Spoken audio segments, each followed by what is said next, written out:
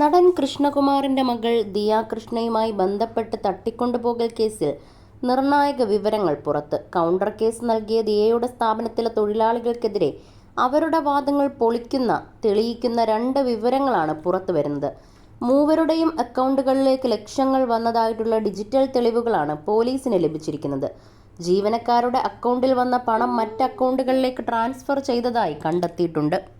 Bank account statement പരിശോധിച്ചപ്പോഴാണ് ഇക്കാര്യം വ്യക്തമായത്. Digital തെളിവുകളും ജീവനക്കാർക്കെതിരാണെന്നാണ് കണ്ടെത്തൽ. നടൻ കൃഷ്ണകുമാറിനും മകൾ ദിയയ്ക്കുമെതിരെ ജീവനക്കാർ നൽകിയ പരാതി കൗണ്ടർ കേസായി മാത്രം പരിഗണിക്കാനൊരുങ്ങി പോലീസ്.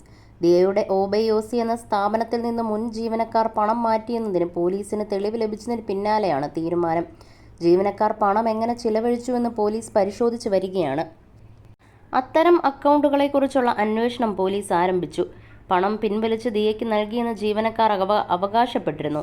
എന്നാൽ ATM വഴി വലിയ തുകകൾ പിൻവലിച്ചിട്ടില്ല എന്ന് പോലീസ് കണ്ടെത്തി. അതേസമയം തുടക്കം മുതൽ തന്നെ നടനും കുടുംബത്തിനുമെതിരെ നിരവധി ആരോപണങ്ങളാണ് മൂവർ സംഘം നടത്തിയിരുന്നത്.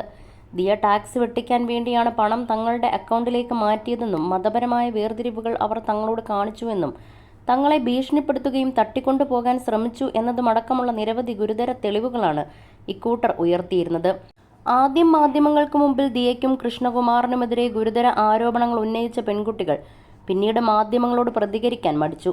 അതേസമയം നടൻ കൃഷ്ണകുമാർ ചാനലുകളോട് പ്രതികരിച്ചു.